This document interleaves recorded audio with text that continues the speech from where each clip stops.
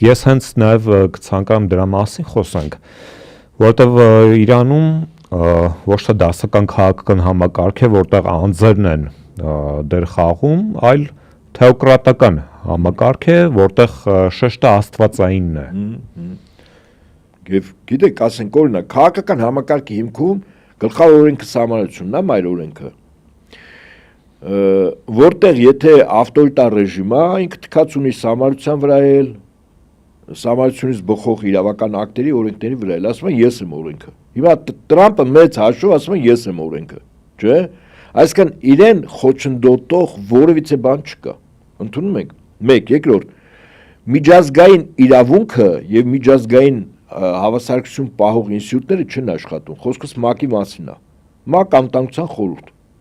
Հա, Ռուսաստանը կեսված դրսևորեց, Չինաստանը դրսևորեց։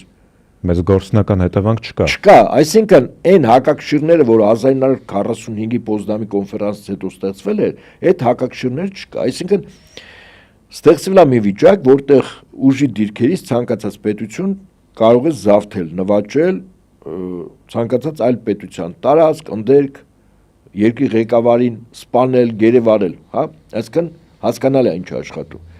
Հիմա այդ կարգի երկրներում եւ այդ կարգի երկրներում ղեկավարների հոգեբանությունը հետեւյալն է. եթե անձին չեզոք հասնում են, համակարգ չկա, որտեվ անձն է, չէ, բարձ եմ ասում։ Այսինքն օրենքը պետք է լիներ, համակարգը ինչ էր, օրենքի հիմնական մայր օրենքի հիման վրա ինստիտուտները, որը նաեւ հակակշիռները, չէ, պահում, չկա այդ։ Այսինքն իրենք հաշվում են սենց, եթե օրինակ Տրամպը չլինի կամ եւս Տրամպի հետ մի 4-5 հոգի, Ամերիկա պետությունը խորը ճգնաժամի մեջ է հայտնվելու։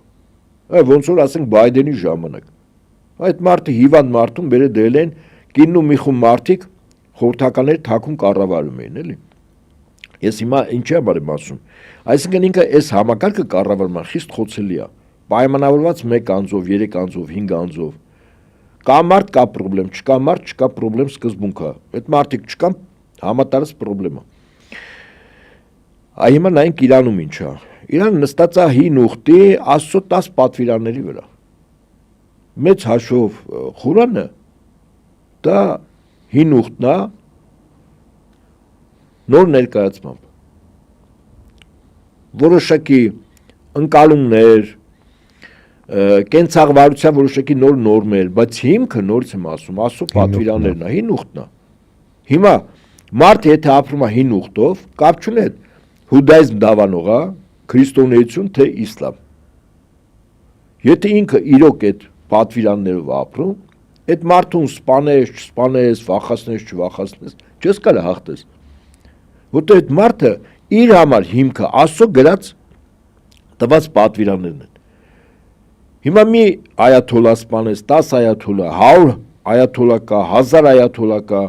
կան ինստիտուտներ, անվտանգության, այս բոլորի մարդկանց հարաբերությունների հիմքում դրված է Աստծո պատվիրան, այսինքն Աստծո ծառայությունը։ Այդ մարդուն չես կարա հաղթես, որովհետև այդ մարդուն, որը Աստծով է ապրում, հաղթել նշանակում է Աստծուն հաղթես։ Հիմա Իսրայելի եւ ԱՄՆ-ի ղեկավարությունը իրենց գործողություններով անուղակի ձեռնոց են նետել մի պետությանը, փորձելով հաղթել Աստծուն։ Աստծունց հաղթես։ Եվ այստեղ մի շատ կարևոր հանգաման կա, ես այսօր տեղեկատվություն կարդացի, չգիտեմ ինչքանով է հավաստի, բայց շատ հետաքրքիր է, որ